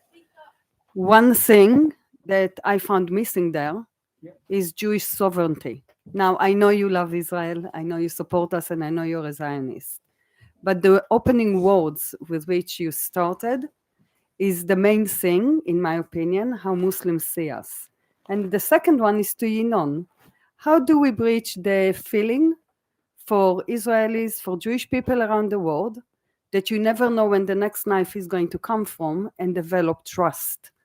Like you just described the extremist, the crazy. You live in Israel, you know what I mean. I lived amongst Muslims and Arabs my whole life. I was born in Jaffa with Arab and Muslim neighbors. We have something we describe, the Muslim switch.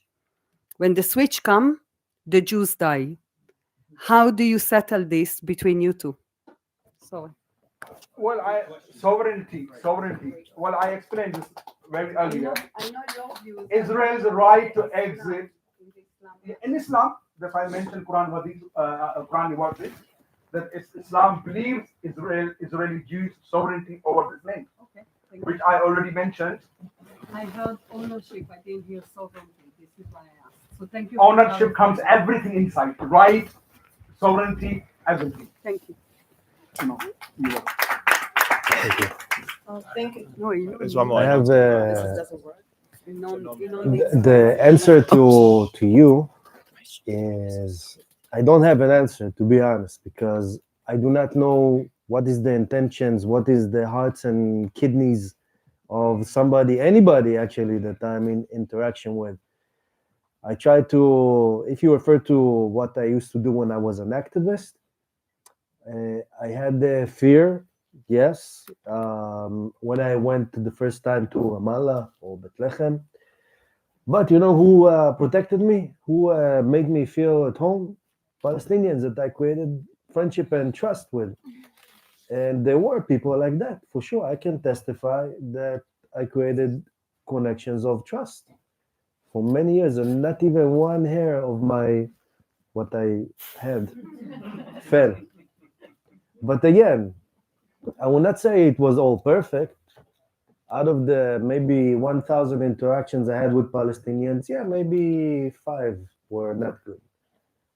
Didn't we all had also bad interactions with our own? Yeah. So again, I understand what you say. I do not disqualify what you say. I'm just saying that I had unique experience, I guess. Baruch Hashem, alhamdulillah. Anyone next? Yeah. Hi. Thank you so much again for the knowledge and experience you both shared with us. It's priceless. And absolutely, you have more knowledge about Islam and about the situation than most of us, at least me. I have a question because you mentioned, Noor, about the difference about Islamist and Islam.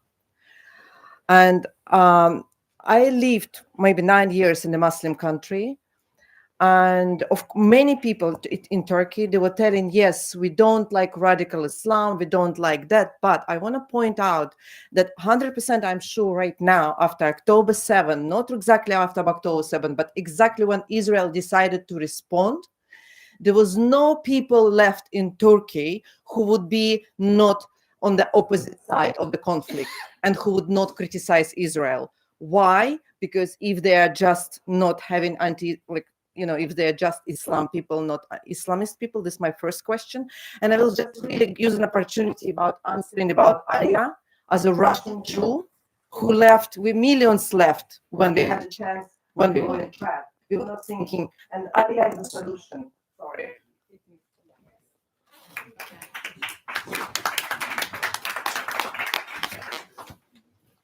Yes, thank you very much, ma'am, for your question. Every Muslim is not anti-Semitic, okay? And not necessary that every Muslim is anti-Israel. And not necessarily every Muslim is anti-Zionism, as long as if they really understand what actually Zionism is. Yeah. Right, I'm living in here, but 10 years, throughout these 10 years or these all my efforts to promote Zionism had inspired hundreds of Pakistanis living in Pakistan. And I received many messages that, Noor, we are silent reader or listeners of your videos, this one, and we proudly said we are Zionists, like you. I never met them. So if they understand, then, now what he said, the war always change narratives. Mm-hmm. Because so many Pakistani Muslim migrants like me in UK, I know them, my friends, and they become very pro-Israel. But after this war, they turn back, right? But they will come back. They will come back. Let the dust settle. They will come back. Why? Because our narratives are there as well. Our efforts are there as well. And the truth always prevails. Now, as I explained, war always changes narratives. Now, in Islam, there is one concept which actually not precisely specifically dedicated to Muslims, but has been now introduced against Islamists into Islam, Ummah concept. You heard the Ummah, Muslim Ummah. Yeah. Now, Muslim Ummah, the Prophet said, anywhere Muslim Ummah have any problem, Muslim Ummah is like a body. Anywhere body feel pain, you feel pain. Any part of the body you feel pain, you pain. So Muslims are obliged. Any Muslim has been persecuted or in a war or victim of the war, we are bound to support them morally or whatever the resources or financially. We have to support them. But people don't understand that in Islam, Ummah is not Muslims. Ummah, the Jews and Abrahamic religions, Christians, Muslims, they came into Ummah as well. So which means if the Jews get trouble anywhere in the world, still we are obliged to protect them and support them wherever they are. Do you understand? So they have a misunderstanding of Ummah actually. Number one. Number second thing, Turkey. And like Pakistan, like Turkey, they don't know anything about conflict. They only know Palestinianism. I call ism. Do you understand? So it takes time to understand. But whenever the war comes, yes, narrative changes. Narrative changes. Noor, can I? Yes. I was reminded by what Noor said now regarding that narrative change. A few years ago, I thought about two words called Islamic Zionism. Islamic Zionism, what does it mean for me? I mean, Jerusalem for us as Jews, Zionism for us, the goal of the goals of Zionism is to return to Israel and to make Jerusalem a central political and religious place for humanity. Now, I want to ask a question. Until about 100 or 120 years ago, the status or the stance of Jerusalem in the world of Islam, let's say we can measure it in a percentage, okay? I don't think that it was as high as it is today, about 100 years ago. Let's say it was 20% or 30%. Now it's at least 80%, I think. Should we, the Jews, ask ourselves, is that a good or a bad thing? That also, Jerusalem supposed to be, in the temple, supposed to be a house of prayer for all nations, not some of the nations, not only Israel, all nations. So when Muslims see Jerusalem, even though now from a very negative place of hostility, unfortunately, is that a good or bad thing? I claim it's a foundation for something good. Because the focus that they give to Jerusalem actually enters to Islam what it should have, the importance of Jerusalem, exactly like what our prophets foresaw and said about 2,500 years ago. And I claim that once, and this is regarding my story as an activist on the ground, one of the things that I love to do the most is to go to refugee camps and to sit with Palestinians on theological conversation where I read to them just the simple words of the prophets like Isaiah, Ezekiel, Jeremiah, Zechariah, and another Palestinian affiliate would read to them in Arabic, what does it mean, that I read to them in Hebrew. And it was so fascinating for me that they heard the word of the prophecy of Isaiah about that one day Jerusalem will be holy for all nations, and they shall cut their swords into plowshares, and the nation will not raise a sword against another nation. And I said to myself, if only most Muslims would include the words of our prophets as part of their theology, probably that corruption that entered Islam, unfortunately, would evaporate. But that's also a big threat over a lot of Muslims today, because what will happen to their story, the anti-Zionist Islamic story, once the Jewish story will be included in it? What will happen with all the lies, with all the distortions, with all the fairy tales and the corruption that they say again and again and again for 100 years almost? Once they're gonna have to climb down from the ladder of the corruption fake fairy tale that they built themselves. It's not easy. But for that, if we believe in repentance, then there's a room to do that. and I believe and I hope that we will. But it's a question that a lot of Muslims need to ask themselves. Yeah. Guys, we're going to take a few last questions, and that's it. Just one quick question for Noor. Thank you guys for coming. You are lucky. You got 3 chances. Yeah. I appreciate both of you for being here for your point of view, despite the fact I respectfully disagree with some. I want to ask you, the Palestinian Arabs were born in 1964. Why do you call them Palestinian? It really is difficult for me to hear call them that for 2 reasons. One is that by calling them Palestinians, you actually recognize them as a people, and therefore you recognize their right for statehood or the argument they have been owed one. The two-state solution was made up by the British in 1930s.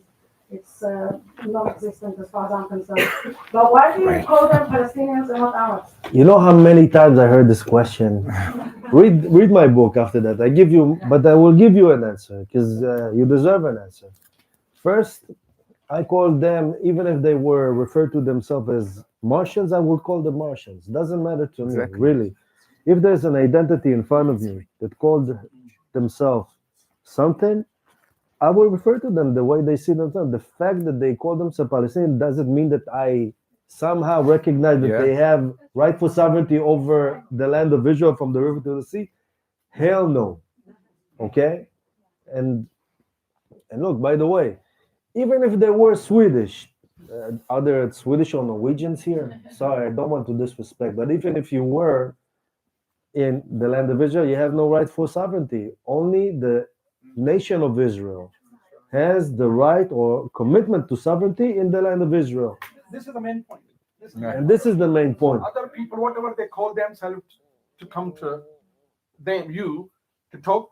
Okay, you talk to me. Right, but the most important thing, I want to give the strong Jewish story to that identity, and I don't want that weak Jews, with all due respect, they don't know the deep Jewish story, will be the ones that influence the Palestinian identity.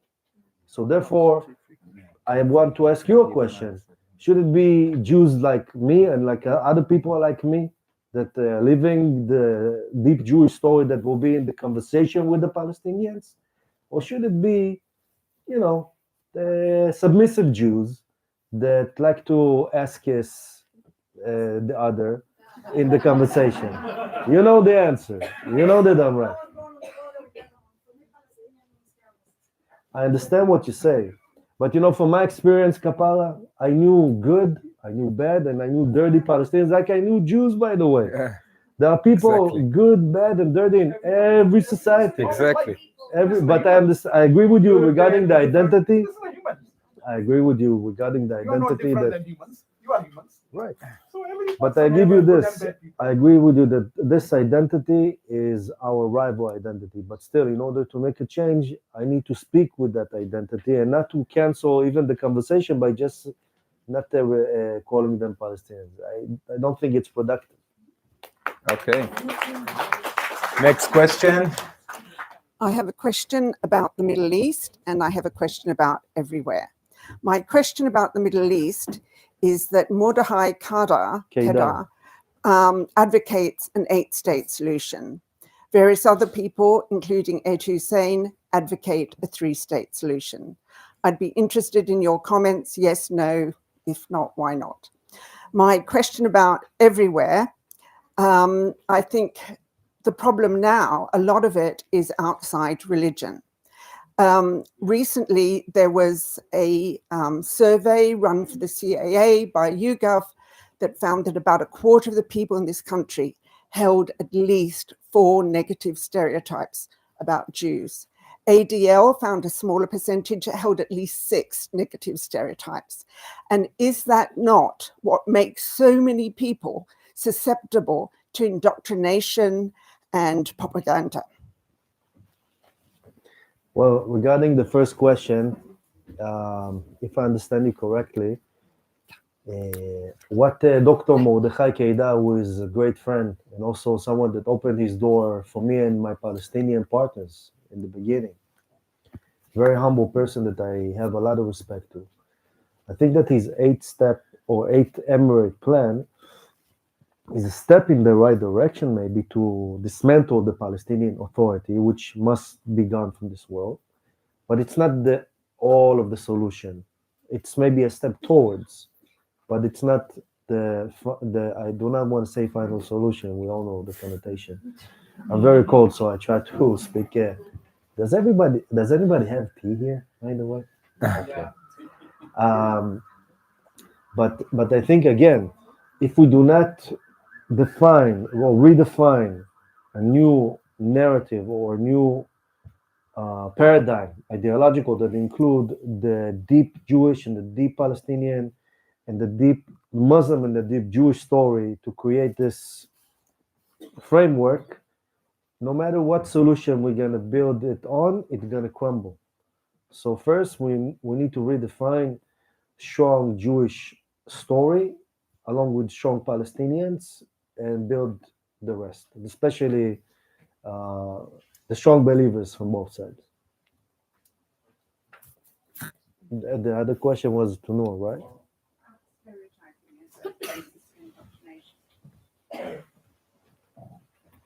Sorry, I didn't get you. The other question was about, sorry. The other question was about why people are so susceptible to being indoctrinated against Jews, why propaganda is so successful.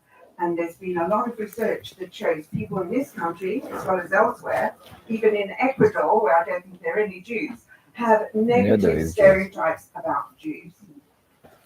Many of which originate in Welcome to England. but they're now outside of religion. As I said, anti-Semitism is, there are different forms of anti-Semitism. And one of the forms is a political form, right? And those people, you are referring to the white people and British, isn't it? UK white people. And again, yes, again, say again? Everyone. Yeah, I mean, again, is a different far right ideology, far left ideology, and a very broad question. I mean, they have been anti-Semitic for long ago, for long, not now. If you look at the First World War, Second World War, they were the people. Muslims were never been there. They were the people that were always been anti-Semitics. So the hatred of Jews has become a trend in Western countries. So if you present any narrative about Jews, no one will ask you evidence. This is the only a story. Whatever you twist and present, everyone will accept it without any questions. This is the only one. If I present any other story, you will ask me, okay, reference, any validity, any evidence. But anti-Jews conspiracy theories, they are ongoing in Western countries, in English culture is on and on for long, right? We anti-Semitism in Islam is very new, actually, very new. It's 19th century. But anti-Semitism in Western cultures, in Western society, is long thousand. The Romans were Westerners, not Middle Easterns. They were not Muslims. So this stereotype is ongoing. I think we leave it at there. Okay. Yeah, Max. Oh, Sheldon. Yeah. Yeah. Hi. Thank you both for coming. I hope everyone can hear me. I'd be very interested to know, Noor, what text you base your definition of the Ummah on, and how it goes down when you explain this to the traditional Muslim community in this country, and the texts that you've already created, you've already referred to, which are very old. How do they react to those theological arguments? And how do you explain Zionism to them? And how do they react to that? No, let's just keep it brief because the time is late and we need to. Explained the Quranic verses, my friends, right? Yes, yes. Yeah, yeah. They have other narratives as well. They always come with one verse, many words, but one main verse in Quran that you cannot make friendship with Jews and Nasara. Is the Quran says, right? Now the Quran says it speaks a word is wali. Wali does not mean friend actually. The English word is like you mentioned that Hebrew words, when you translate English, the meaning is changed. But Hebrew word is different meanings. It's exactly the wali does not mean friend. Quran means don't make wali to Jews and Nasara. But they don't, the wali does not mean a friend.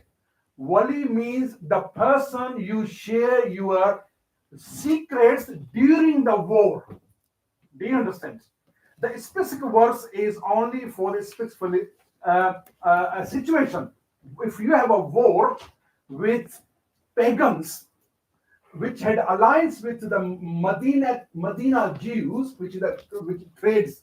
So do not share your secrets to the Jews because they have a pact with pagans. Because Islam was a completely new. So that was they have a misquoted, and that's the narrative that throw on my face. That why you make friends with Jews. Quran says don't make friends, but that interpretation was completely different. So yes, their narratives, they have a narratives from Quran Hadith, right? But wrongly interpreted verses without a real content.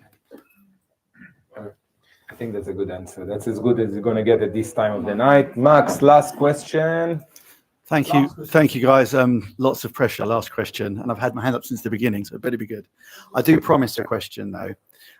You made reference, first of all, to grassroots. So I just want to remind you that we are 16 million Jews in the world, and our power of amplification is tiny. So it won't be us that will move Islam.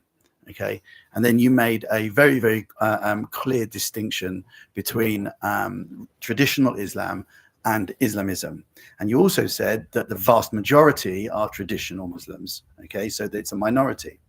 So how is it that Islam is going to clean its own house? Because if there are no Jews left in the world, Islam will still have a problem. And if there are no Christians left in the world, Islam will turn in on itself, and it has been killing each other for decades. So where is that leadership going to come from? Because we need 10 million Noors, and we only have you. It's how it feels. How is Islam going to clean its own house so that we can all have a better future? Very good question. Very good question. Was worth waiting for that last one. Thank you. And I want to also add something to That was the question I was expecting from you, Max. Yes, right. Let me say one thing. As I mentioned, yes, Islamism is our problem. As I mentioned, your problem is secondary, is our problem. Because Islamism is, first of all, is in fight with Islam, traditional Islam. I follow traditional Islam, I'm a traitor to them. Right? And even there are no Jews, they will start killing Christians. If there's no Christians, they will start killing Hindus. Anyone does not accept their philosophy, their set of ideas, they will go after them. And again, that's not Islam, that's Islamism. That's Islamism. And yes, unfortunately, you can't find more news, right? And we need to create more traditional Muslims who have a not only understanding of Islamic understanding, but the understanding of the Israeli conflict as policy conflict, as well as a geopolitical knowledge in the Middle East, right? We are trying our best. We have a few people, and I which mentioned I already Amjad Taha, Loyal Sharif, Rail Razain, Hassan, and few turned back. We are still trying to gather all in one platform, right? To fight against Islamism. It's a long war. They are in millions. We are only few. Permit me, no, but they're not in leadership positions. No, okay? no. So if fear is governing everything that's happened, No, they no. don't do anything because they're scared for themselves. and it needs bravery, and I just don't see the bravery coming from the Islamic world. When at I leadership level. when I say the majority people are not Islamists, does not mean that it does not include not only in UK. UK Islam was introduced by Muslim Brotherhood.